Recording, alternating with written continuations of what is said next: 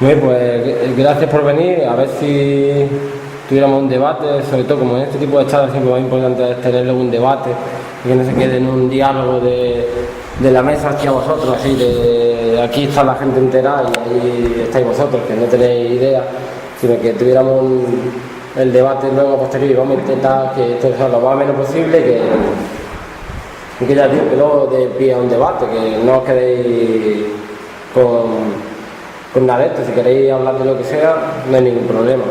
Y lo primero, pues agradeceros, ya os digo, el que hayáis venido y espero que participéis.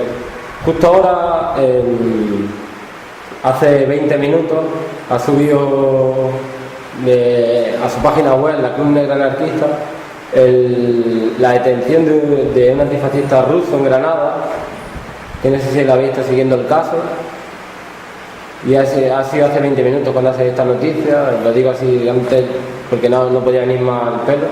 Y vamos, que va a ser, había pedido el asilo político en Finlandia, se lo habían concedido, pero esa tarde la han detenido en Granada.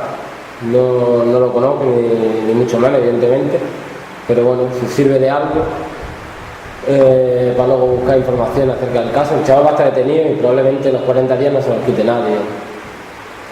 Es decir, que como vais, intentar encontrar algo de represión tampoco es muy difícil. Basta simplemente con que las mismas páginas web que visitamos cotidianamente nos llevamos sorpresas poco gratas, ¿no? Y bueno, dicho esto, pues si os interesa, pues ya os digo que en esa misma página web, la de Club Negra, podéis encontrarlo. Si situamos en el contexto de lo que, o entrando en materia, lo que es la represión ha sido y viene desde el principio de los días, no es algo que nos venga ahora, ni que sea una forma moderna, ni ha sido una elucubración actual, ni mucho menos. La represión se ha dado desde el principio de los días, desde las primeras relaciones humanas y de diferentes modos. Lo que ha ido cambiando ha sido la forma, mucho más civilina en la que se nos presenta y el marco legal en el que se nos presenta actualmente como parte de un proceso de democratización en el que tenemos que asumir una serie de reglas. Pero la represión no es algo nuevo, no es que ahora con la crisis haya represión y hace 10 años no la hubiera, y más los que seáis libertarios, los que tengáis simpatía, os tenéis mil casos. Lo que hablaremos luego. Es decir, que la represión es algo que ha existido siempre y la motivación de la misma ha sido siempre la misma, no ha cambiado. La represión, no vamos a ver ahora, siempre se ha dado en el contexto de que una persona adquiere un poco de poder o tiene una parcela de poder. Actualmente pues ya son grandes corporaciones, son estados los que tienen una gran cuota de poder y utilizan la represión para intentar mantener sus privilegios. Pero que vamos, que lo como os decía, se podemos buscar hace 10 siglos, se podemos buscar hace 3.000 años y se ha dado. El miedo, la atemorizar a la gente no es nada nuevo. De hecho, todas las teorías del Estado y todas las teorías en las que nosotros tenemos que soportar y en las que se basa la idea del Estado y de donde surge la idea del propio Estado, de que son Hobbes, son Maquiavelo, son Rousseau, son Locke, son todo este tipo de autores, empiezan por ahí, empiezan por explicar ese conflicto que hay entre los seres humanos, que si el Estado es bueno, si la condición humana no es buena, si no es un estado natural. Entonces es siempre un rollo en el que se da pie a una represión luego más civilina, ¿no? Mucho más sutil y mucho más concreta que la del Estado. Pero en el origen hablan de eso, hablan de la violencia que se ejerce de uno entre otros, cómo contrarrestarla, crear el Estado la forma más rápida de evitar esa confrontación. Al final lo que acaba es convirtiéndose en represión. Eso se traduce en represión. Esa violencia que se hace, que la domestica el Estado y que se queda ella como monopolio, se hace clara y se hace ley, se democratiza y la sufrimos nosotros en forma de represión. La forma y las funciones es lo que tenemos que intentar ver aquí.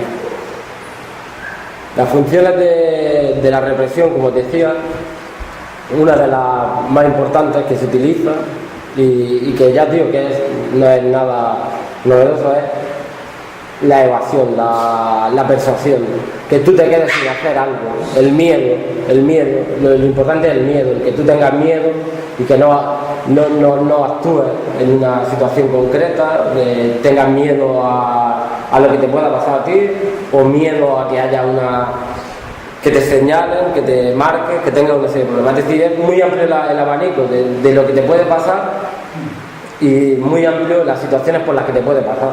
Es decir, la represión, su principal función es eso, la de intimidarte, la de que no hagas algo porque te puede pasar según qué cosa. Evidentemente la represión luego tiene, fuera de la intimidación, unos efectos concretos para que sirva esa intimidación, ¿no? Pues son, dentro de un sindicato como en el que estamos ahora, pues son los despidos. Si creas sección sindical, puede que haya un despido. Si pides que no va a echar ahora esto, puede que haya un despido. Si te niegas a hacer un trabajo peligroso, que hablábamos de que el camión va muy cargado, no lo voy a coger porque el camión está muy cargado, puede que haya un despido. Entonces siempre la represión también se concreta para que luego tú tengas ese miedo, ¿no? Es decir, la represión tiene esas dos cosas muy claras.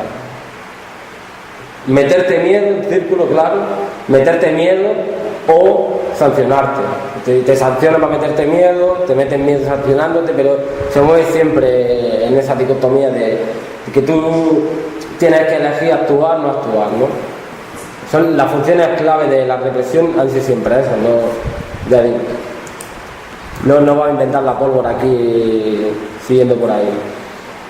Ahora, el problema es donde encontramos nosotros la represión en el 2012, y esto que hablaba yo de que se ha ido democratizando y es mucho más sutil la forma en la que nosotros percibimos esos conatos, esas formas evidentes, es lo que ha ido cambiando. Entonces, si situamos dos en la esfera, ponemos dos, una que fuera una forma de represión concreta y una forma sutil. En las formas sutiles de represión, desde mi punto de vista, ya digo que en el momento que vosotros queráis, por ejemplo, podéis intervenir, cortarme, si os parece una aberración. A mí yo lo tengo bastante claro. Las formas concretas de represión que no son tan evidentes, que son indetectables casi, son por ejemplo las escuelas. Nosotros vamos a la escuela y estamos un tiempo estudiando en la escuela, estamos cursando unos estudios, bla bla bla, y no sé si habrá pasado, pero cuando tú acabas tu periplo allí con 14, 15 años, nadie te ha explicado nada de valores democráticos. Ahora lo estáis intentando con la educación para la ciudadanía, pero eso no es el tema a tratar. Pero no te han explicado nada, pero tú sabes una serie de conductas, una serie de formas y de pautas que tú tienes que respetar o que tienes que asumir como tuyas si no quieres estar en ese lado de si no quieres estar primero fuera de la escuela o si no quieres estar sancionado, marcado. Entonces la escuela, las instituciones educativas cumplen esa función desde el principio, una función represiva, porque es algo programático, algo que tiene que ser hacia el niño, hacia el estudiante, y una forma, no es un proceso de aprendizaje común, ¿no? En la sexualidad, en la familia, ahí sigue habiendo formas muy, muy, muy sutiles de represión. Con la sexualidad, que vamos a decir, con respecto a la masturbación ha sido algo totalmente atacado, con la historia esta de cómo tiene que ser una familia, que no se pueden mezclar peras con manzanas, todo lo hemos visto, ¿no? Eso sí es una forma siempre de represión muy sutil, porque no es que te estén atacando, son cosas muy concretas. Y simplemente, por ejemplo, formas sutiles, ya no entra en la militarización de la sociedad, sino simplemente como lo que hablábamos hace unos días, como un policía, nosotros hemos reconocido que un policía lleve una pistola y vaya andando por la calle, y nosotros hayamos aceptado eso como algo normal. Pero no es normal, ni siquiera en todos los estados, pero es que no es nada normal que un individuo vaya armado por la calle, no es para nada normal, y son formas de represión muy sutiles que si no las piensas no se dan, no las asimilas, no está en la típica puntos clave que va a denunciar Amnistía Internacional, el que un policía lleve pistola, cosas así, pero son formas de represión, porque tú desde que eres pequeño entiendes que ese hombre sustenta un poder que te hace a ti inferior, y es una forma de transmitir una serie de valores. Pero evidentemente lo que más, donde nosotros más lo vemos, son en las formas concretas y las obvias, donde se ve claramente la represión, no donde se puede, como la educación, porque si en la educación, acerca de que los policías vayan armados, sobre la sexualidad, siempre hay grandes corrientes democráticas, socialdemócratas, que podrían, o incluso marxistas, que podrían llegar a decir, bueno, pero es que se puede corregir dentro del Estado, tal y cual, dentro de la sociedad, haciendo una educación más de base, más no sé qué. Pero las formas obvias siempre se han perpetuado en todos los estados de distinto color, solo han cambiado con el tiempo en algunos estados.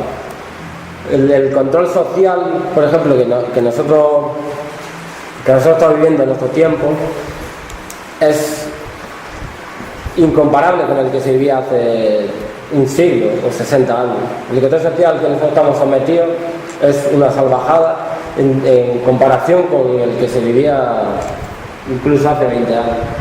El tema de que por empezar por ahí desgranándolo, el tema, por ejemplo, del suelo, de que todo tenga propiedad, de que todo hace que la gente no tengas una válvula de escape, el suelo, el tipo de que, por ejemplo, en tu casa, de que tú por la calle tengas cámaras en todos los sitios, que se argumente la idea de que las cámaras son para tu seguridad, para que no tengas problemas. Eso es algo que es represivo de por sí, es algo que no se podría negar, que el hecho de que haya cámaras que agredan tu intimidad, y eso es evolutivo, cada vez hay más y más y más. El hecho de la identificación, de que ahora te tengas que identificar para todo lo que hagas, tengas que tener un control absoluto, tienes que tener un control absoluto sobre lo que tú haces, si compras, si vendes, cómo. Eso sigue siendo una forma de represión de control social, que a la postre se transmite en represión. Claro, evidentemente, si todo lo que estoy diciendo y lo que voy a decir se ve desde el prisma de que, claro, si no haces nada y no tienes ningún problema en tu vida y nunca haces nada y acatas todas las leyes, te parezcan justas o no, evidentemente el control social te da igual.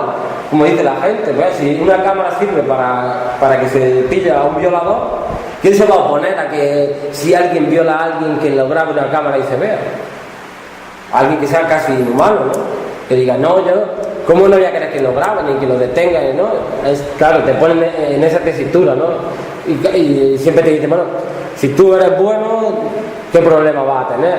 Si tú cumples la ley, ¿qué problema vas a tener? Porque haya cámaras, con identificarte, con que pase un control por un aeropuerto como si fuera a explotar todos los aviones que salen de... ¿Sabes? Todo eso tiene su implantación en la lógica del conservadurismo, es decir, si tú te portas bien, no tienes ningún problema. El control social es solo cosa de rojos, de locos, que no tienen ningún problema. O sea, que tienen problemas porque les gusta jugar contra la ilegalidad y andar ahí. Hay muchos más ejemplos de control social y de represión así que están muy... que se juntan, que linda el verlo. Si lo ves desde esa perspectiva, no, pero si lo ves desde nuestra perspectiva, en el sentido de me estoy controlando para que cuando me mueva sea mucho más fácil acceder a mí, a mi historial, a mi vida, no sé qué. Y no hay nada más que ver. Como la Dinamarca dice que cierra la frontera, como dice que cierra la frontera pero no para mercancía, además siempre es todo hacia nosotros. No sé si habéis visto esas noticias de que Dinamarca hace un año decía que cerraba la frontera y nos dejaba abiertas, pero eso la dejaba abierta por mercancía dentro de Europa. O sea, nosotros siempre vamos a tener ese tipo de problemas a cualquier paso que demos. El tema de que se haya investigado el olor de los manifestantes en Alemania ahora, es decir, que te puedan detectar por tu olor, o sea, que puedan... Claro, si te vuelven a poner, dices, si en vez de ser una manifestación de gente que piensa que la economía no es muy sostenible, que este mundo se está degradando, tal y cual, y te dicen, claro, si es una manifestación de 200.000 violadores y por el olor luego van a poder detenerlo, pues claro, si vuelve a a ponerte en la tesitura, tenés que elegir entre, claro, ¿quieres detener a los 200.000 violadores que son el coco? Pues claro, pero no creo que el hecho de que estén investigando en manifestaciones cómo son los ADN de las orejas para que te puedan controlar, que eso sea en pro de la ciencia exclusivamente, que eso sea en pro de un avance tecnológico, sino que simplemente para controlar a la gente, para saber qué hace en cada momento y para saber cómo lo hace. Y si en el momento en el que tú no estés de acuerdo con lo que está pasando, salte eso de ahí. Hay muchas más leyes en las que entrar una por una simplemente llevaría una charla como el hecho de cuando tú estás dentro del régimen penitenciario porque has cometido un crimen o tiene algún delito imputado y has entrado tal y cual en prisión, y simplemente pues lo que se ha pedido siempre, el FIE, el fichero de interior, es un control dentro de la cárcel a la gente, o medidas de control como pueden ser la dispersión para que tú estás cumpliendo una pena y te manden a otro sitio, y ya también controla a tu familia, controla la organización que se ven por ti. Todo eso está dentro de un contexto de control social, represión, que se aúna en un momento dado, si se ve desde esta perspectiva, desde la perspectiva del que piensa que las cosas no están bien y que en un momento dado pues sale a la calle, actúa, manifestaciones, ¿no? Un poco de agua, pero no.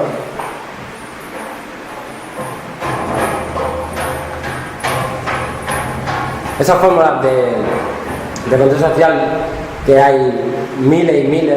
Hablamos con un compañero que trabaja en la instalación de contadores de agua, y en la instalación de contadores de agua actuales te viene cuándo usas tú el agua en tu casa. Entonces, claro, tiene un pretexto económico, es decir, pues se sabe cuándo tú utilizas el agua, pero también se sabe cuándo está en tu casa, qué estás haciendo en tu casa, porque también, es decir, ya no es que te venga una factura del agua, ya es que te viene una factura a la empresa de cuándo utilizas tú el agua, de en qué momento. Claro, siempre sobre el pretexto de la cadena incluso, ¿no? Claro, el pretexto de si estás lavándote, si estás duchando, todo este tipo de control, cuando con los móviles tuvimos que ir y los que teníamos tarjeta en aquella tenemos que ir y dar nuestro nombre, porque posiblemente tú llamaras y pusieras una bomba, y claro, si ya llamas para poner la bomba pero está registrado, te pillan, pues claro, como si aquí todo el mundo estuviera poniendo bomba y fuera algo natural, y nos lo tragamos y fuimos tragando. Pero es que así podríamos, ya digo, que deberíamos pasar a ese punto, porque podríamos hablar del DNI. El DNI no existe en todos los sitios, no es una cosa tan natural, o las identificaciones, o las nuevas ordenanzas municipales que se están sacando, que te mezclan el hecho de que haya, por ejemplo, excrementos en la calle y demás, te lo mezclan con una batería de puntos en los que se imposibilita poner carteles, en los que se imposibilita jugar en la calle, en los que se imposibilita hacer miles de cosas. La construcción de las nuevas calles, de la construcción de las nuevas avenidas para que pasen, las teorías de expertos que analizan el MADO, el mando de adiestramiento militar, en las que dicen que los campamentos, como el que se hizo en Murcia cuando el terremoto ¿dónde fue? En Lorca era simplemente una forma de investigación de cómo convive la gente en un campamento por unos días. Eso era previo a lo que pasó en Lorca. Luego cuando pasó en Lorca se vio cómo se analiza eso, se instrumentaliza eso de una forma militar, de una forma que saquen un rendimiento, o sea, viendo la confrontación y el número de enfrentamientos que va a haber en la ciudad y demás, de cómo aislar las cosas, de cómo mantenerlas, de cómo controlarlas. Es decir, que sería incontable el número de ejemplos que tendríamos aquí de los que hablar de control social, y una vez que habláramos de ello, si habláramos de la teoría de que todo esto se hace para que no haya terrorismo y para que no haya malos en las calles, pues que podríamos estar aquí años. Pero claro, la represión, lo que decía, al menos en las organizaciones libertarias, en las organizaciones de base, rollo 15M, cosas así, en colectivo, cosas así muy horizontales siempre consigue 3-4 cosas muy claras, ¿no? Una de ellas es un círculo vicioso. Un círculo vicioso en el que el tiempo que tú dedicas a tu militancia, a tu trabajo, a tu dedicación a la organización, tu tiempo libre, tu tiempo de lucha, es simplemente para pagar la multa que ha ocasionado lo que hiciste antes, para pagar la libertad condicional de un compañero, para pagar este tiempo para intentar que escarcelen a un compañero. Entonces es un círculo vicioso porque no sales de ahí, es imposible avanzar. Todo lo que haces se transmite en multa, todo lo que haces es multa. Sí, tiene un conflicto, tiene esto, tiene una campaña, pero tú tienes que tener tus ojos puestos a que tu caja de resistencia, ya que no recibimos subvenciones de cuánto, está vacía. Y vas andando, pero vas mirando la caja de resistencia, vas mirando el bolsillo, qué hago, qué no hago, qué pago, tal. Y eso la represión lo que lo está consiguiendo, no solo por la gente libertaria, hay organizaciones o sindicatos pequeños que están teniendo el mismo problema. Otra cosa que consigue la represión, aparte de que las organizaciones se queden círculos viciosos que sea simplemente sacar dinero, son las dudas entre la gente. O sea, las dudas a la hora de hacer algo. Porque claro, ahora ¿cómo se llama? Con las ordenanzas municipales, por ejemplo, un ejemplo tan sencillo como ese, te empiezas a plantear, si yo pongo un cartel y me multan, puedo pagar una vez 3.000 euros, pero ¿puedo pagar 3.000 euros por cada acto que haga? Podemos, entonces empiezan las dudas. Pues lo mejor es que lo pegue una empresa, pues lo mejor es que no peguemos, lo mejor es que cambiemos el formato de pegatinas, lo mejor es que nos pongamos las pegatinas en la camiseta, lo mejor empiezan las dudas, ¿hago o no lo hago? Eso consigue la represión, lo que decía en la introducción. Si tú ves que en un pueblo pequeño tu actividad en un sindicato que está muy enfocado por medio de los medios de comunicación, demás, te lleva a ver que hay muchos despidos de ese sindicato, que hay una serie de despidos de ese sindicato, que hay una serie de conflictividad que se le impone a ese sindicato, te crea una duda. Es decir, estamos hablando del caso concreto de CNT, es decir, si tú vives en un sitio concreto, en un sector concreto, en el que cuando te identificas como miembro de CNT, se puede plantear un conflicto en el que tú estás marcado, no vas a tener trabajo, te crea una duda a la hora de dar un paso y de organizarte en el sindicato. Igual pasa con la gente más joven que tiene que estar en otros colectivos o demás. La represión siempre consigue crearnos esas dudas. Y esas dudas se transmiten siempre en un punto claro, que es la inacción, en el no moverte. Es decir, habrá una gente que lo soporte, que lo aguante, que lo entienda como algo normal. O sea, esto es mi responsabilidad, yo creo en esto, creo en esta forma de hacer y yo pechugo con lo que me viene. Pero hay una gran parte de gente que no lo entiende así y que puede tener una idea y puede sentirse frustrado por el mundo en el que vive, pero el miedo le ha ganado y prefiere no hacerlo. Que conste que no estoy mandando a nadie a que haga un curso de purismo y de que vean lo que es la coherencia en su vida, sino simplemente que se entienda que eso es así. Si alguien está en contra, que lo diga, vamos, no tiene problema. Pero la represión siempre consigue eso. El control social, la represión siempre consigue que tú no te muevas. Que haya gente que se mueva, que haya gente que se pueda mover, sí, pero que todo el mundo se mueva, no. Finalmente, la represión lo que siempre consigue son la criminalización y, por llamarlo de alguna forma, el exterminio de una idea o de una forma de hacer, o incluso la encarcelación de la gente más. Siempre la represión consigue eso. La criminalización que sufre, por ejemplo, el anarquismo en este país, para lo que hace, es decir, para los actos en los que se pueda identificar a gente libertaria que actúe en un ámbito violento o que haga la repercusión que tiene eso, con la repercusión que ha tenido, por ejemplo, la lucha que ha llevado CNT contra Mercadona, es indirectamente proporcional.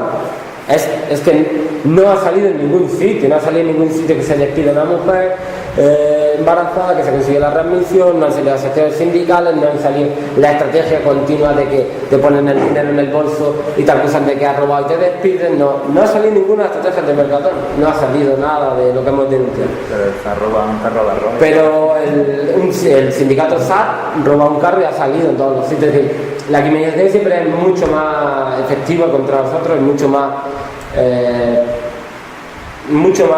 hay mucha más atención puesta en la criminalización, en señalarnos con el dedo como violentos, la imagen del anarquista con la bomba, la imagen del activista de izquierda que es un violento, y eso siempre es la consecuencia de la represión. La criminalización, al mantenerte al margen de lo que hay, el no contar contigo, tú no existes si no sales en determinados medios o no sales en los medios directamente. Todo eso viene de la criminalización, todo eso viene de que nosotros somos violentos, nosotros somos algo que incomoda, y esto es un engranaje represivo. Evidentemente, la pérdida de tiempo que conlleva, como decía antes, es grande.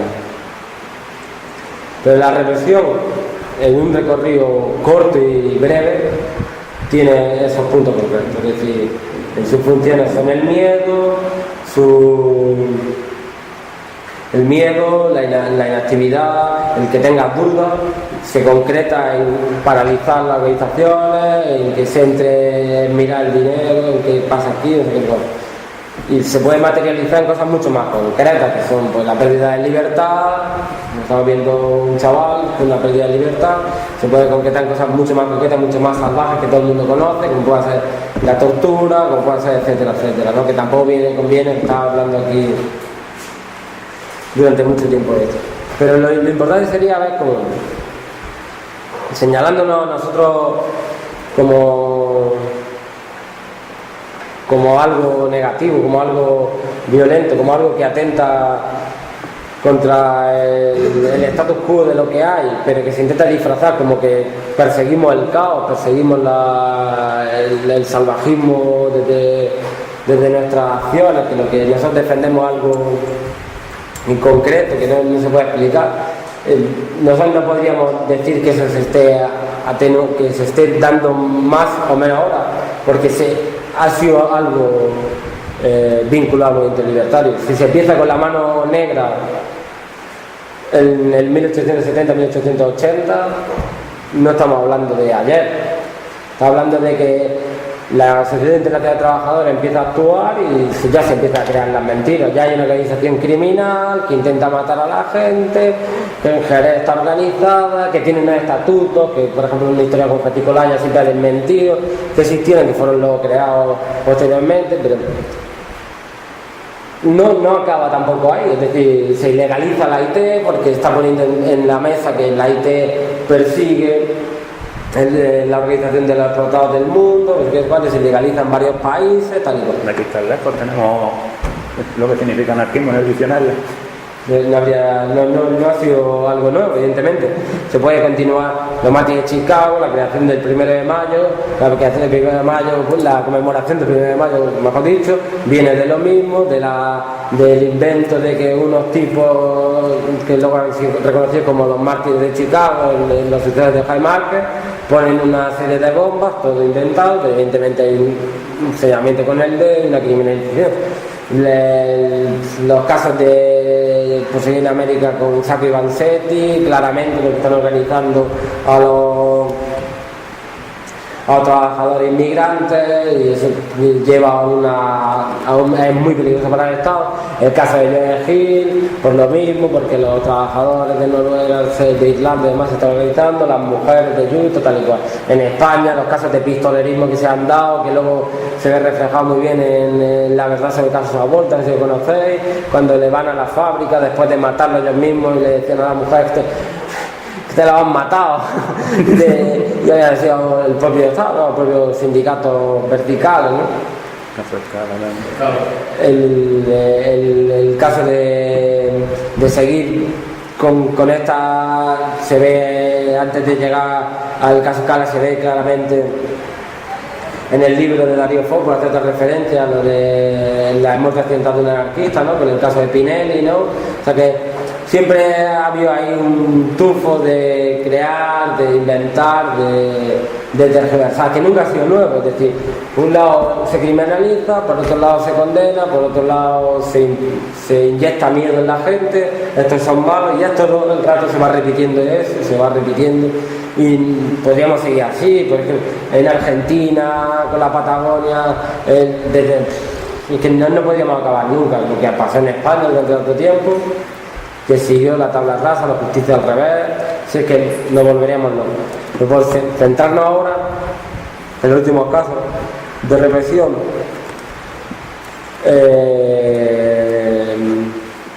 que podríamos hablar aquí. En la última huelga general en Barcelona hay un altercado con los centros de Starbucks, de estos de café americano, y a raíz de eso identifican a no sé cuántas mil, cientos de personas, son identificados, su intimidad está siendo vulnerada.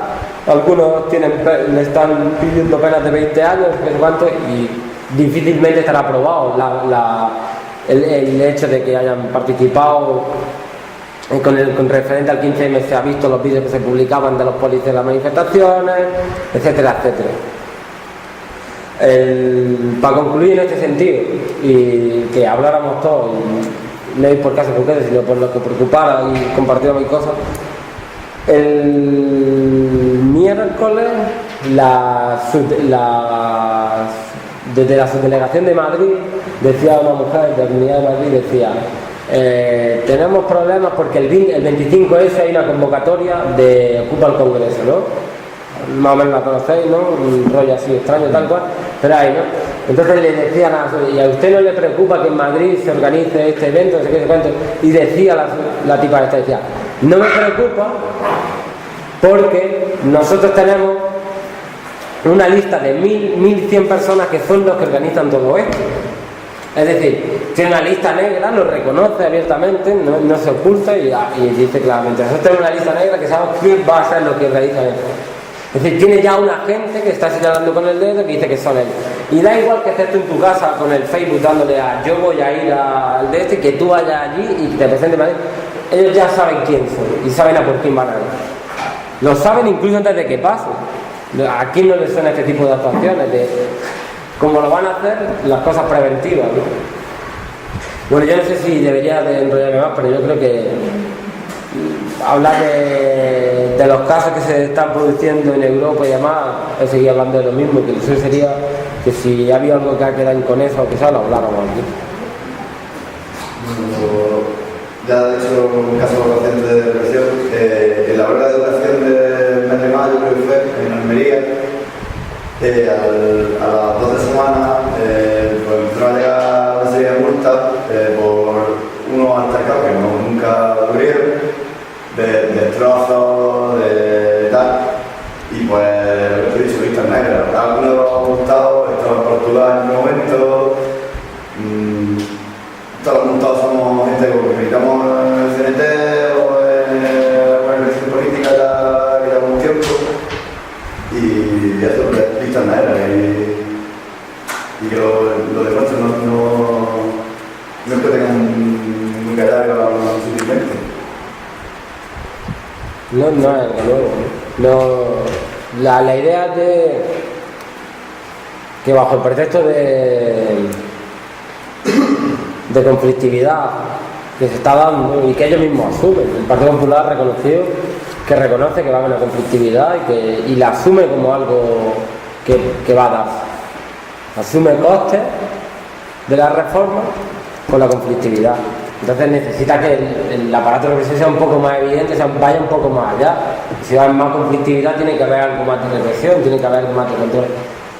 Lo que sería insano pensar desde mi punto de vista es que dentro de un sistema democrático y bajo el amparo de una serie de leyes, una carta magna y demás, sería ilógico pensar que tú puedas manifestar tu opinión Y es el kit de la cuestión, tu opinión contraria a lo que pasa dentro de ese campo. En un sentido, en el que tú sí puedes demostrar tu opinión crítica contra lo que quieras, pero hay una serie de cuestiones que son muy difíciles de tocar y que nunca ningún Estado, porque en sí es Estado, porque en sí es una organización que sí que para mí es criminal y terrorista, tiene que perpetuar, que son la propiedad. O sea, tú puedes estar hablando en el 15M años de que la vida va mal, de que hay parados, de que esto no era así, de que se ha caído la construcción, de que es ladrillo, de que no sé qué. Pero en el momento en el que tú ya pasa eso y dices, bueno, vamos a concretarlo en... ¿estamos de acuerdo en que hay empresarios buenos y empresarios malos? Y te dice no. Nosotros, por ejemplo, estamos en contra de que hay empresarios buenos y malos. Solo aquí lo que hay una gente que cobra sin trabajar y una gente que trabaja y pierde su dinero. Es decir, la propiedad de lo que está. Yo voy a trabajar a mi bar y ahí hay un tipo que cuando yo acabo me paga X dinero, cuando me lo paga y de aquella forma, y él se queda con un dinero por ir a contar ese dinero y porque lo heredó no sé qué cuánto. Total, que podríamos discutir sobre eso, podríamos llegar a un acuerdo de que la propiedad no es un robo o de que la propiedad es un robo. Pero cuando tú planteas eso, tienes el problema. Cuando el sindicato de la CNT dice nosotros no aceptamos los comités de empresa, no aceptamos las elecciones sindicales, tiene un problema. Si no, no lo tiene. Si no, no lo tiene, porque es presentar una candidatura, y presentar candidatura tengo esto de que fábrica por fábrica lo podemos demostrar así. El simple hecho de que se te reconozcan, de no sé qué. Tú en el juego de ellos sí puedes jugar, pero con sus reglas. Es decir, no puedes jugar aquí, no puedes hablar aquí de lo que tú a ti te apetece. Incluso, ya os digo, reconociendo, por ejemplo, que no fuera aceptado por la gente, que no fuera mayoritario. Ni siquiera así vale plantearlo, no puede plantearse. Yo pregunto aquí, ¿cuándo fue la última vez que en televisión que hayamos visto que se plantea el tema de la propiedad? Es que no se plantea, no sale en televisión, no sale en un programa, no sale, se puede hablar de lo que queramos, sí, pero no se puede hablar de esto, es decir, no se puede hablar de lo que me interesa. Se puede hablar de todo lo que sea arreglable, de todo lo que el Estado pueda de todo lo que el Estado pueda asumir un Estado social, esté capacitado. Y en un enfrentamiento con los conservadores, con el neoliberalismo puede asumir y ganarle y arrebatarle, es decir, con igualdad para las mujeres, sí, de igualdad para las mujeres vamos a hablar, porque se puede transmitir en dinero, se puede hacer no sé qué, no sé cuánto, y bueno, total, por unas horas del embarazo, no sé qué, estilo otro, tal, nos salen las cuentas y podemos asumirlo, porque total, se mantiene la cuestión piramidal de que vosotros trabajáis y nosotros nos lo llevamos calentito. El tema del racismo, que parece que todavía en el 2012 se hable del racismo. El racismo podría ser que existieran estados que no hubiera racismo. El racismo porque todavía son más arcaicos que en otros sitios, pero el racismo no es algo que un estado pueda vivir sin racismo. No se puede decir todos los estados son racistas, porque un estado puede decir puedo eliminarlo. Puede eliminarlo porque no afecta a la cuestión clave, ya no es la cuestión de que una persona negra pueda ser presidente, que una persona pueda hacer un consejo de director, una persona negra pueda no sé qué, no, ya no se trata de eso. Ahí no hay dinero por el que trincar, también se puede poner en la mesa. Se puede poner en la mesa que hay grupos de ultraderecha en los campos de fútbol, se puede poner en la mesa que hay grupos de ultraderecha que se esconden bajo la apariencia democrática, se puede poner en la mesa, te pueden dar la razón y se puede hablar. Perfecto, 15 también puede servir. Más cosas que se puedan poner en la mesa se van a poner, pero poner la cuestión de lo que somos, de que trabajamos y otro tipo se queda con lo nuestro, eso no se puede poner en la mesa. Y así un lado el tema del sistema político. El sistema político se puede poner en la mesa, que sea una democracia más directa, como se dice, se puede poner en la mesa. Sin que tú tengas ningún problema de que te criminalicen, de represión, de que pagues, no. Se puede poner en la mesa. Se puede poner en la mesa porque lo que aquí se vende como democracia directa, que es la panacea y la solución a nuestros problemas, es lo que se está pidiendo en Alemania y en Austria, lo que se está pidiendo en otros países desde la ultraderecha. Desde la ultraderecha que sabe lo que hay. Es que nos dicen en Suiza, si Suiza no puede ser más criminal y más asesina y tiene democracia directa. Esa democracia directa que es del referéndum previamente cocinado y en el que tú presentas una propuesta y el Estado presenta una contrapropuesta y siempre gana la contrapropuesta. Es decir, la ultraderecha lo sabe, los partidos conservadores lo saben, los partidos conservadores que aquí se oponen a eso son los que lo están promoviendo la democracia directa. Están promoviendo la democracia directa porque dice, joder, da legitimidad a la gente, da un poco más de legitimidad a sus decisiones, pero sobre todo las nuestras, para seguir haciendo lo que estamos haciendo.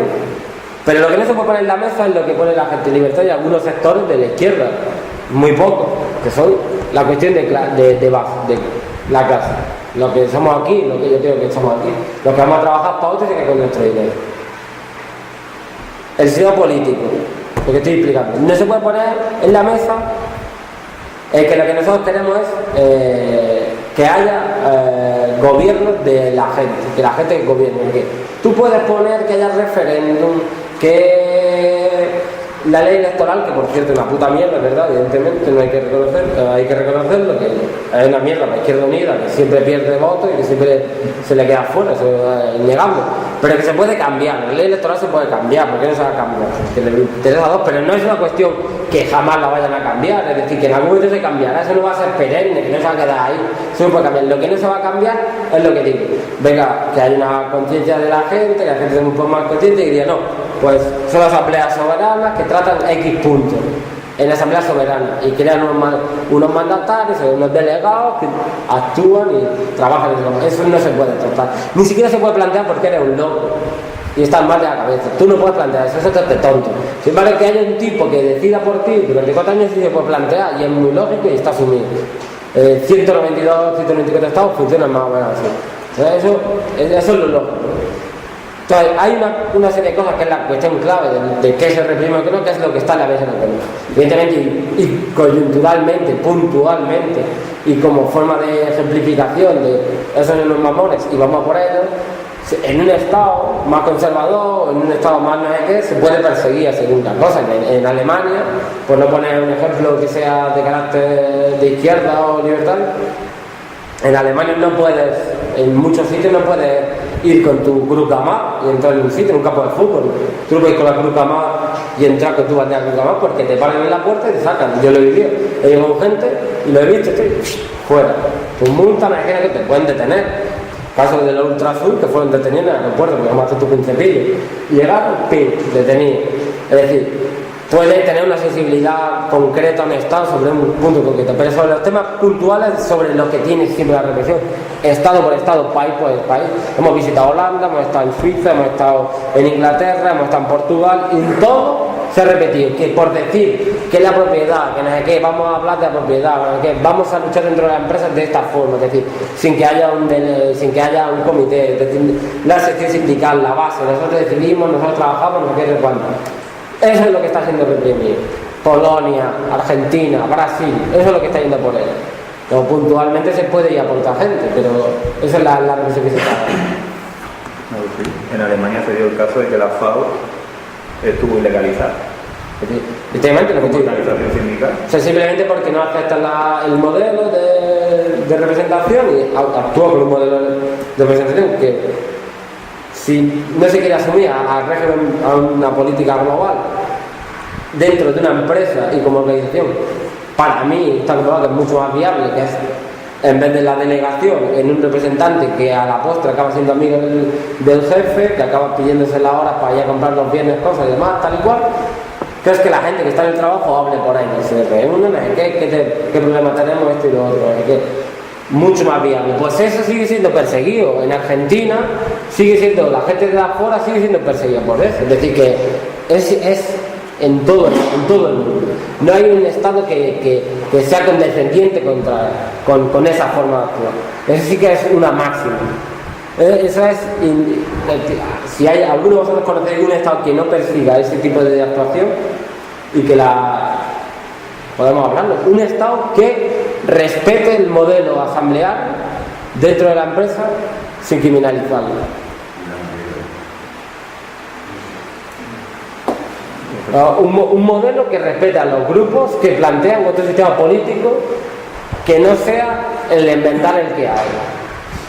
Un Estado que los tolere, que los secretario de la IT hace 4 años detenido, rativo al tribunal, etcétera, etcétera. En Brasil no pueden ni hacer campaña, no se puede hacer ni campaña por la abstención en las elecciones. Entonces yo lo que no sé, en Argentina abrir un local es jugarte el pellejo en el sentido literal, con los barra bravas que son. teledirigidos por el peronismo, tal y cual. En Chequia, ilegalizado. Un sindicato como la CDT ilegalizado en Chequia. Yo creo que está haciendo proselitismo, porque proselitismo sería decir algo bueno. Seríamos estúpidos si nos atribuyéramos medallas por llamarnos pavos, ¿no? O sea, no creo que sea por el proselitismo, lo digo por si... Que yo sí soy de CNT, pero si alguien no lo es y me parece mal que me justifico en ese sentido, que no estoy atribuyéndole ningún valor noble a que acabe detenido o multado y demás por simplemente por tu forma de actuar. Yo hay una cosilla que, sobre todo en el sentido que habla del miedo, que además que lo que lleva también más que a que la policía te controle, más bien a que te controles tú mismo. Está el tema, por ejemplo, de lo que comentaba de la ordenanza, en los que dentro de la ordenanza, al menos aquí en Motril, hay una historia que tienes que hacer, por ejemplo, en la playa se puso unos carteles al final del paseo en el que hablaba que se podía hacer uso, pero aludiendo a una moralidad. Es decir, ya no te dice basando en tal ley, tal ley, tal ley. Es decir, ya dicen que no puede hacer nada amoral. ¿Qué coño es? No, la forma técnica de plantearse todos los tipos de leyes. Podemos entrar en la forma en la que se hacen las leyes y demás. La forma típica de plantear las ordenanzas municipales es lo que decía antes. Claro que como son tantas cosas no podía estar aquí hablando 3 horas y apuesto que me equivocaría 1000 veces, eso no está bien, pero las ordenanzas se plantean como eso, lo que decía. ¿Quién de aquí quiere que vaya por la calle y haya un tipo cagándose en la calle, hablando en plata? Es lo que dicen las ordenanzas. ¿A alguien de aquí le parece bien ir por la calle? Pues si no parece bien, nosotros no vamos a facilitar absolutamente ningún espacio para que se pongan carteles, para que se dé información de la gente, sobre todo para las organizaciones que no reciben subvenciones, que la ultraderecha y la derecha española que tanto está diciendo que los sindicatos que no reciben subvenciones no se habilita ningún espacio, ni para colectivos ni para nada. Entonces, ¿qué haces con los carteles? ¿Los pones en tu casa? Entonces, te meten una cosa por la otra, te dicen, vamos a ir a una cosa que se da en política, la mendicidad agresiva, y ahí es donde quiero contestarle al compañero. La mendicidad agresiva, están en contra de la mendicidad agresiva, evidentemente. Aunque tú no tengas ni un duro y estés muerto de hambre, como es algo ya natural en este país, tú no tienes nada. Pues que no tengas nada, viene un tipo a decirte dame dinero, dame dinero, dame dinero, dame dinero, dame dinero, te revienta la cabeza, dame dinero, te molesta. ¿Quién va a decir que no? Hay alguien que diga, sí, yo tengo un tipo en mi casa que lo siento en el sofá que me diga dame dinero, dame dinero. Claro, la mendicidad agresiva. Lo que estaba haciendo era lo que hacía Gil, que siempre negaba, ¿no? Pues al final que no haya mendigos, multar a los mendigos, criminalizar a los mendigos, la mendicidad. Porque el que decide qué es mendicidad agresiva, que me diga cuándo es mendicidad agresiva. ¿Qué es? Que queremos que un tipo te dé, tú le des €1 en la puerta del supermercado a un tipo y te diga el mendigo, trin, tu ticket, para que te degrade. ¿Me entiendes? Que tú te lleves tu ticket. O sea, ¿de qué estamos hablando, no? Ese factor de decidir esos 2 factores claves de la ordenanza que son, por uno, mezclarte las cosas para que tú no puedas oponerte, porque digas, claro, ¿quién coño va a querer que no caguen los... Hostia, el que odia a los niños, diga, ¿quién quiere que jueguen los niños a la pelota? Y que sacuda el mantel por la ventana. Si tú sacudes el mantel por la ventana, eso es ilógico, ¿no? O sea, hasta el que lo hace no lo va a decir, todo el mundo está en contra. Pero claro, te meten en una serie de cosas que no puedes tener megafonía, solo es si es comercial y autorizas el tipo, esta tarde corrida de toros, y el coche dando vueltas, dando por culo, ¿no? Tú no puedes hacerlo. Los carteles, todo lo que va, el hecho de las concentraciones, que lo regula la ley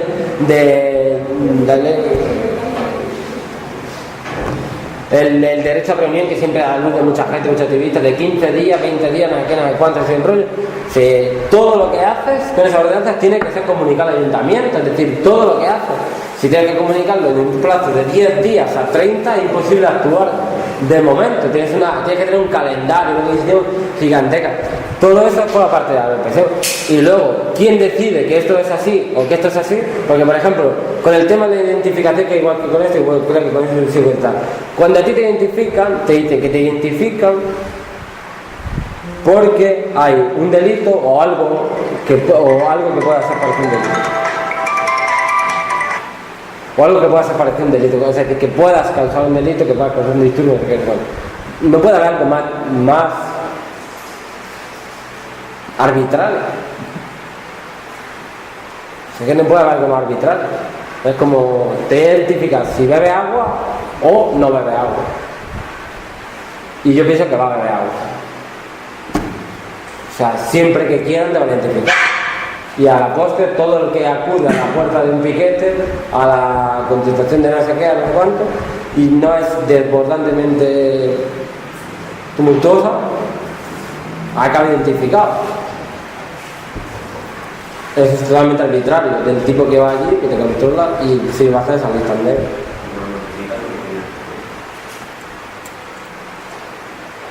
¿Alguien tiene preguntas o algo que decir? Aquí tengo alguna cosilla.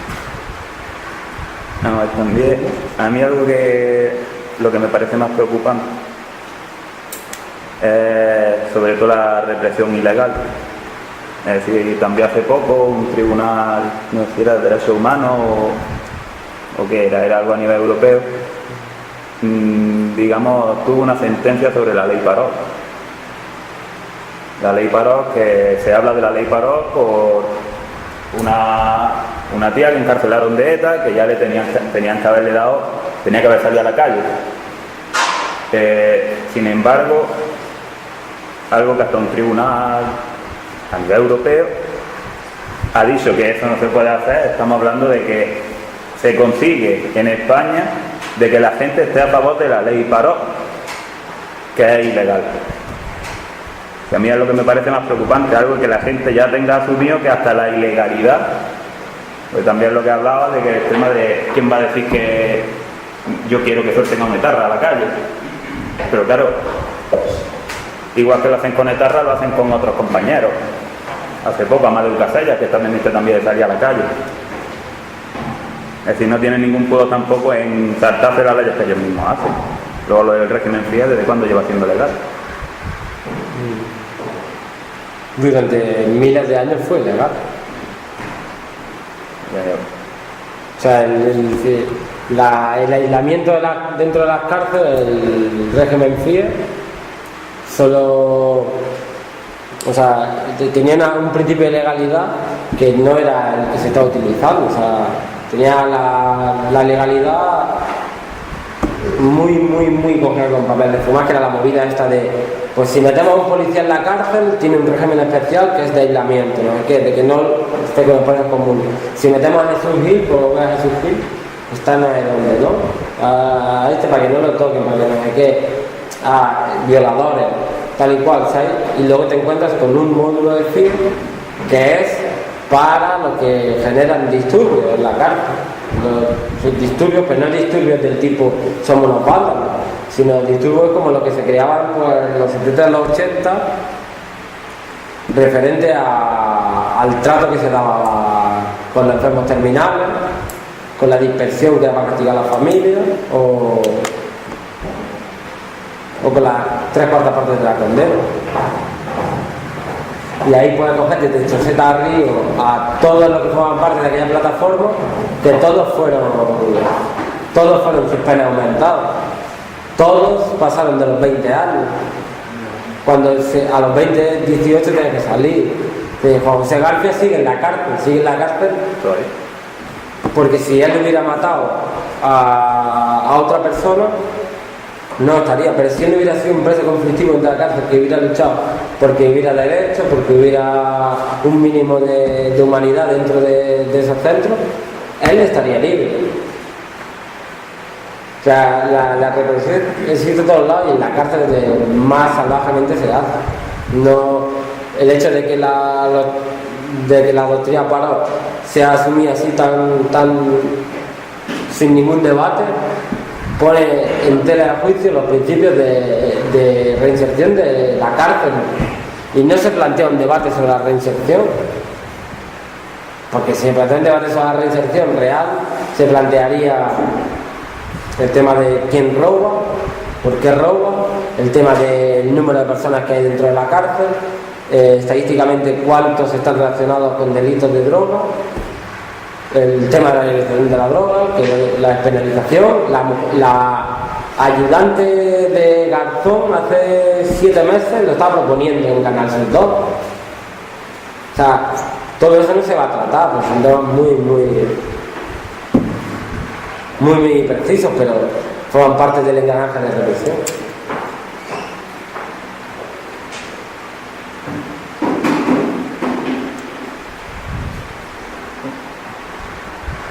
¿No? Yo creo que sí. No hay preguntas, dudas, desahogo. No hay nadie que piense que si te portas bien no te va a pasar nada.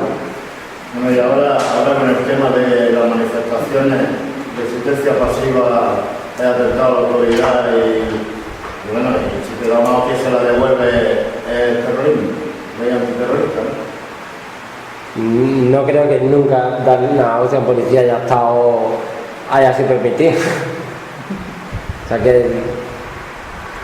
el problema de la resistencia pasiva forma parte de lo mismo que estamos hablando aquí. Cuando el 15M decide actuar por la no violencia y decide hacer resistencia pacífica, pues se encuentran con que ahora tienen que sacar no sé cuántas personas, una serie de policías tienen que sacar de las plazas no sé cuántas personas, genera un caos, se ven muy mal, de cara a la galería se ven muy mal. Es que una peonada. Eso es la prueba más evidente de que el gobierno actúa que es represor, ¿no? El actuar, todos son represores, pero el actuar no son. Yo creo que en el momento que ven peligrar que esos valores están cambiando. Pero ven que la sociedad está descontenta, se va a echar la calle, entonces... Se ve tan siempre aquí en Motril, el 15M acabó alquilando un local y eso ocupa la plaza ni de coña. Y viene la policía, recogieron y se fueron. Pero sin embargo, en muchísimos sitios se está siendo reprimido. De un montón de formas. Aunque están haciendo activismo contra los desahucios y eso, donde puede... Claro.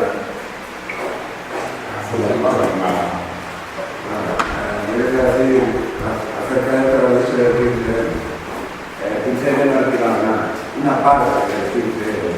Bueno. Para actuar en han alquilado el papel. Pero ni siquiera se atreven a apropiarse del nombre. Tenemos el nombre. Sí, pero yo me refiero en el sentido de que en Madrid, por ejemplo, aunque sea una vez al año, siguen quedando y se sientan en sol y allí hasta que lo echen. Y si hay elecciones, pues seguramente queden allí a sentarse. Aquí, sin embargo, no. ¿Dónde está más reprimido el 15M? Allí. Aquí no. Es decir, aquí no van a ir a identificar a nadie, a ningún local. Y están aquí tranquilicos, vale, no tenemos que sacarlo de la plaza. Pero en el momento que ven que la gente toma una idea en cuanto al yo no acepto lo que me queréis imponer, yo voy a venir aquí y me voy a sentar a la plaza, ellos lo toman como un gesto de, oye, tú te estás saliendo. Y es ahí donde actúa.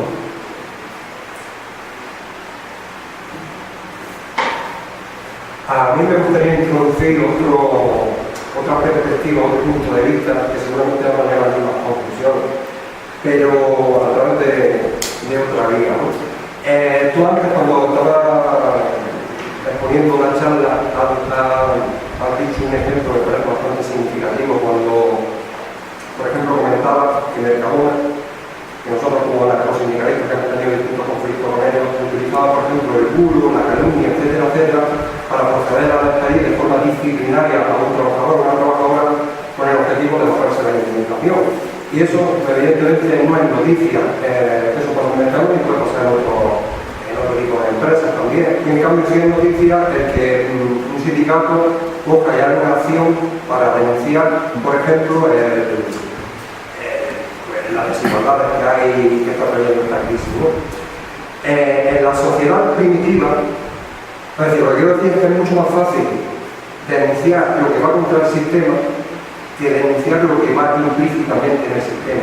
En las sociedades primitivas, o en las sociedades de productores, recolectores actuales, me estoy refiriendo por ejemplo a pueblos indígenas, ¿no? De Mali y la Sierra de la Amazonas, etcétera, etcétera, cuando aparece la figura del gorrón, del aprovechado, del que vive a costa de la comunidad sin aportar el mismo esfuerzo que aporta el resto de comunidad, porque esos pueblos viven en comunidad, viven sin Estado, viven sin cárceles, viven sin policía, etcétera, etcétera, utilizan medidas para preservar el orden en el que ellos viven, es decir, que es un orden comunitario entre iguales, etcétera, etcétera.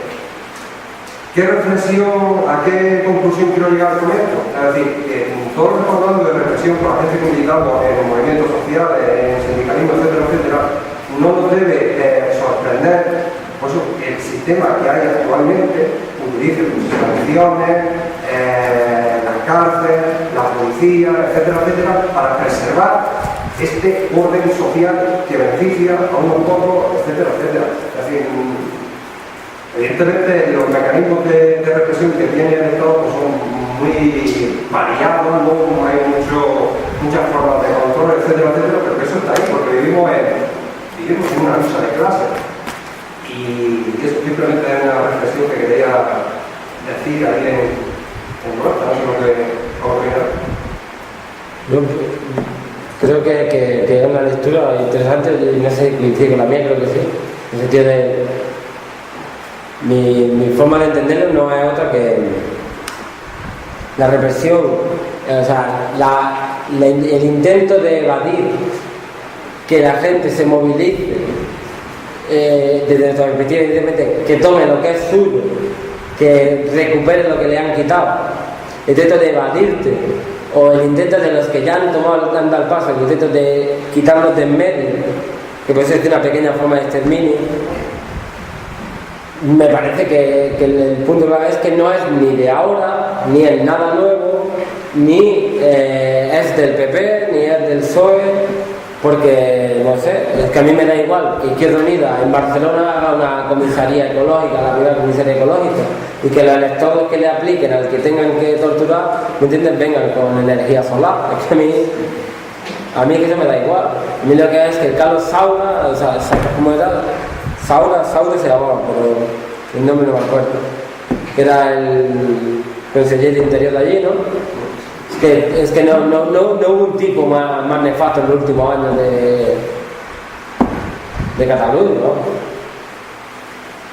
Y entonces no creo que desviar la atención hacia esto, hacia lo otro, de que si es rojo, verde o amarillo el que gobierna, o ahora no hay, sea decir la verdad. Yo creo que realmente siempre que se ponga en tela de juicio la supremacía del poderoso, del que está ahora ahí, y se diga de forma concreta, porque si eres Sabina y cantas que el mundo no va bien, pues que a él bien, es que está el tipo, el dueño de la Bayer, te dice, amigo, ¿qué me va a decir?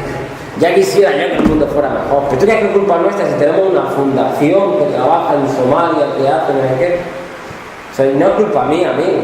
¿Me entiendes? Yo quiero que el mundo vaya bien. El problema es que el que se traga esos bulos, que se traiga, que tú puedes ahora mismo decir parte de la parte más radical del quinté, me podía decir libremente lo que decía. O el problema que se plantea cuando hay una huelga. El problema que se plantea cuando hay una huelga es evidentísimo. Porque si dice, tenéis derecho a ir a una huelga, actualmente se dice, tienes derecho, pero también tiene derecho de ir a trabajar. El que quiere ir a trabajar tiene derecho de ir a trabajar. Cosa que para mí es radicalmente mentira, porque el trabajo no es ningún derecho, el trabajo es una imposición. El trabajo salarial es una imposición que alguien me debería aplicar a mí, que es un derecho. En el sentido de que no es un derecho como si tengo derecho a fumar en la calle. No. Es que yo no tengo dinero, no puedo comer, no puedo vivir si no gano dinero. Y si voy a trabajar y me pagáis un poquito, puedo comer y demás. Es decir, es una necesidad. Pero dentro de este sistema es una mega necesidad con la que después ya puedes hacer 1000 cosas. Entonces, si tú estás atacando eso y dado que me imposibilitáis que tome lo que es mío, es decir, mi trabajo es mío, por tanto esto es mío, los medios de producción, no hay que, tal y cual, que parece muy de hace 2 siglos, pero más de hace 2 siglos trabajar sin contrato de la seguridad social sin muerte. Y entonces tú llegas y te dices, pero no es que yo tenga derecho a trabajar, no, tú no tienes derecho a trabajar. Desde mi punto de vista es, si yo gano esto, si yo saco esto adelante, tú te beneficias, ¿me entiendes? Vale a trabajar o no, un pedazo de sinvergüenza, porque no estás actuando. Pero además yendo a trabajar que te lleva el dinero. Me estás reventando la huelga a mí, entonces tú no tienes derecho a trabajar. ¿Qué se está criminalizando? El derecho a huelga, la huelga de Madrid, de limpieza de Madrid. ¿Cómo fue la huelga de limpieza de Madrid? Tirar aceite en las vías y era como si los tíos estuvieran allí comiéndose a los niños, como si estuvieran los de Metro de Madrid allí comiendo fetos por la mañana, tal y cual, y estaban tirando aceite en las escaleras del Metro de Madrid y no limpiando lo que estaba sucio.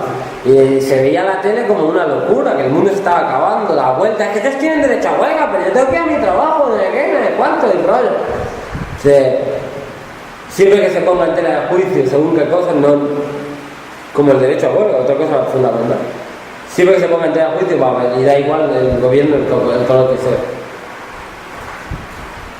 Si se matiza que el aparato de propaganda del PSOE es la hostia, y cuando hay algo del PP siempre bombardean bastante bien, pues si vale de algo, lo digo, pero no quiere decir que el PSOE cuando gobernaba no sacara ninguna ley. Para empezar, pueden ser distintos los políticos, pero gestionan el mismo sistema económico. Yo también te voy a decir, como lo otro, que sí, que me en la cabeza. Si el capitalismo es una lacra para el mundo, que va a terminar esto, si sigue así, en un caos, y los estados de los sistemas políticos que hay, el sistema político que hay, es el que guarda, es el guardián del capitalismo, y solamente y a la gente que cuestiona el capitalismo o ese sistema político es a que se le reprime o se le controla, pues, o por ejemplo a otra gente que tú has dicho antes, que puede decir a que si nos cuestionamos ese sistema, se nos reprime y se nos controla, pues una reflexión que tengo, que es simplemente que estamos en la huelga. ¿Sabes? Si a otra gente que se integra en ese sistema, a lo mejor que quiere o destruirlo o cambiarlo, pero se integra en ese sistema, no se le pone esas trabas ni se le controla de esa manera, pues es que no van a acabar con ese sistema, para la redundancia, ¿no? Entonces, si a nosotros se nos reprime, o a gente que piensa como nosotros, o parecido, pues es que esa gente a la que se le reprime es que son los buenos. Don Quijote lo decía de una manera más resumida, nada, luego cabalgamos. Sí, lo cual sigue siendo paradójico que la CNT haya estado en numerosos cierres de Mercadona y no salga en la tele, no salga en ningún sitio y no se haya presentado a la sociedad como algo. Y el hecho de que haya un parlamentario andaluz y más gente con él, sí se ha presentado en la tele, es decir, no me hace... ¿Y por qué le daba a Bolsillo? ¿Por qué le daba? Esa es la comunicación de... O sea, yo creo que si yo estaba más o menos diciendo lo mismo, en el sentido de que yo creo que de primera se le ha dado voz porque hay un parlamentario andaluz, y si ese parlamentario andaluz mañana presentara 100 facturas de Club de Alterner, también saldría. No sé si me entiende. Que salió la primera historia salió porque era un parlamentario andaluz. Es decir, el SAT ha hecho miles de cosas antes, el mismo SAT ha hecho miles de cosas y no salía. Yo creo que va en ese sentido. Sí, pero por ejemplo, la preguntaba, hay un cañamero en internet, que lo hay visto por internet, que le ha preguntado si está en contra de la propiedad Claro. Si Alex dice que no, en ese momento ya Ese es un debate muy interesante, muy particular. pues poner un ejemplo, ¿no? O si Gordillo dijera que, no sé, que había que llamar para la luz, pues tampoco,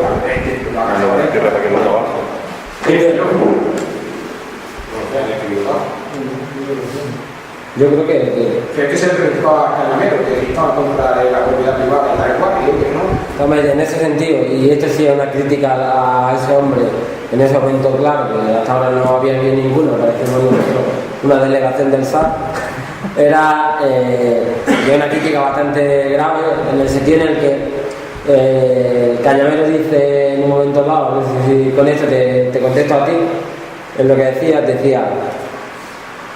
lo que nosotros estamos haciendo ahora,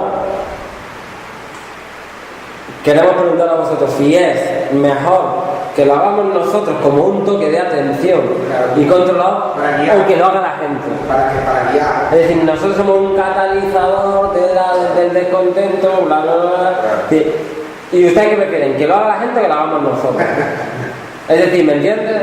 Entonces, eso sí cuadra con lo que se está aplicando de aquí, con lo que yo intento aplicar. Pero es cuando dice qué sistema económico que tiene usted, cuando pregunta la ley de comunicación que qué sistema económico quiere implantar, dice que es algo nuevo, que había que inventar entre todos. Esa es la responsabilidad. Claro, también en ese sentido, yo creo que el compañero ha acertado en decir lo mismo que te dice, cuando la historia está y vuelvo a criticarlo en ese sentido. Porque yo no estoy de acuerdo ni a un medio a cambio de tú sales y te haces famoso, ganas unos cuantos votos de gente descontenta para Izquierda Unida, no sé cuánto, a cambio de no decir lo que tienes que decir. Entonces yo estoy en contra. Y en ese sentido, cuando le preguntan ¿qué clase de economía quieres? ¿O qué mundo quieres? Yo quiero una economía con ojos, con rostro humano. Eso es que es la hipocresía, que es imposible ser menos concreto. Es imposible, es lo que decía, de que el presidente de la Bayer, o el presidente de Philips, o el jefe de cualquiera de vosotros le pregunta mañana y te dice lo mismo. A mí este mundo es una mierda. Yo lo que quiero es una economía más humana que tenga rostro humano. ¿Quién te va a decir que no? ¿Quién te va a decir que no? O sea, que no hay nadie que diga que no. Porque que nosotros también pensamos que los tipos que nos están robando son así. Es decir, que es una representación perfecta, pero los tipos que nos están robando tienen la palabrería, que es lo que hay que desmenuzar para que se vea, por ejemplo, que la represión es siempre, y no habla del PP porque es la derecha mala, malísima, ni era el PSOE porque era la PSOE súper chunga, sino que el tipo de la Bayer, el tipo de la Philips, el jefe de cualquiera de nosotros, de cualquier empresa de metalúrgica por aquí, te dirá es que esto no es normal, esto... Fíjate a nosotros con el IVA, ¿no? Entonces yo ahí sí estoy totalmente en contra de que es una prebenda. Es decir, si tú no dices lo que tienes que decir o que se espera que se diga, no te sacamos de la parrilla por un tiempo, evidentemente. Yo creo que, yo siempre he dicho, a veces no se llama para que se vea que no existe, a pesar de que tenga una implantación y que tenga un trabajo y demás, y que sobrevive sin subvenciones de siempre, no de ahora con la moda de Esperanza Aguirre. Pero también admite una cosa, y si tú vas a un medio de comunicación y dices lo que opinas, ¿sabes? Porque es que mismamente, un ejemplo más claro, el otro día vi a Julio Anguita que hablaba en la tele y le decía el tipo, pero es que esto es muy denso, es muy... Y decía, pues si queréis ir en ese denso, no me llaméis, ¿no? O sea, me parecía un tipo correcto en ese sentido, es decir, puede ser lo que sea, pero ahí te vamos como era, es decir, si quieres que esto sea televisivo, pues no venga a mi casa a preguntarme. Entonces, si ATT quiere ser televisiva y quiere ser guay, quiere ser combativa y alternativa, en vez de ser sindicalista, tiene un ejemplo con el SAT, es decir, ¿qué quieres? Una sociedad más humana, una sociedad civil que tenga más poder, una economía más humana. Lo digo desde que me hubiera gustado que me hubieran dicho otra cosa, no lo digo desde el resquemor hacia ellos, sino que me hubiera gustado que me hubieran dicho otra cosa, que era la que se esperaba que se dijera cuando tiene una oportunidad de ese tipo. Si la desperdicia en querer seguir en la palestra, seguir ganando no sé qué adeptos que te salgan en la tele y qué tal, yo creo que dejas pasar todo. Claro, porque hablar de eso es hablar de la cuestión clave, hablar de que la ley electoral, de que haya más referéndum, hablar de que el IVA, de que no sé qué, son las que se pueden conseguir. Lo que no se puede conseguir son otras cosas. Se necesita de un debate, de una conciencia. A mí me llamó la atención que la única vez que he escuchado hablar de violencia estructural en la tele ha sido por parte de Gallardón para justificar criminalizar el aborto. Es decir, No, entonces, no, ese tema de violencia estructural, cómo se puede hablar de violencia estructural para, según qué historias, para justificar una ley. Pero violencia estructural se puede hablar, por ejemplo, del trabajo asalariado que se hablaba antes. Trabajo asalariado que se basa en una violencia estructural en el que a una persona se le elimina el derecho a poder subsistir por sus propios medios y que lo que es el trabajo sea para él. Claro, sí.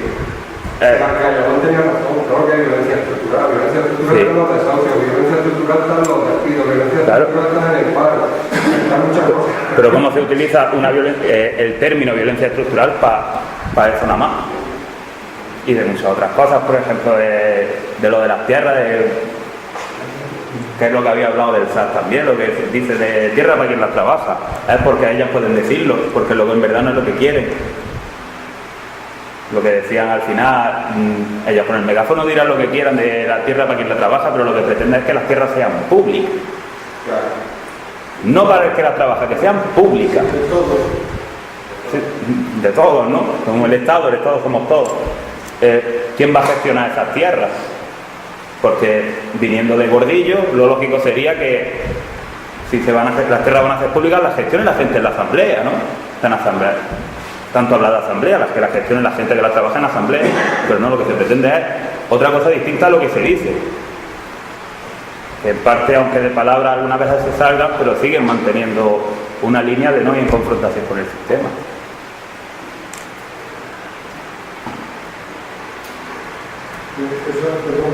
Esa línea era la línea que tenía el Partido Comunista durante la Guerra Civil, de la pequeña asesina, no estaban contra la pequeña empresa ni contra los pequeños terratenientes. Como la reforma agraria la calcularon un historiador hace 6-7 años, lo vi yo el cálculo con toda la documentación y tal, y la reforma agraria de la República que era donde se habla tardaba 500 años en devolver las tierras. O sea, vamos, lo que tardan las colectivizaciones son 3 días.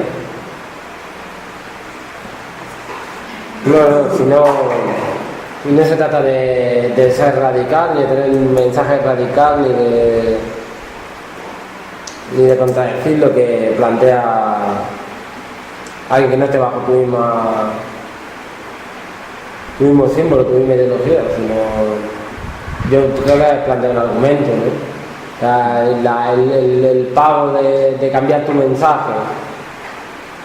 La CDT tiene experiencias del pago que supone eso y del peso que supone no decir lo que se piensa por tener un colegueo. Sí, y además es que intentar que los medios de comunicación sean más humanos, que sigue siendo otro error también de base, ¿no? En el sentido de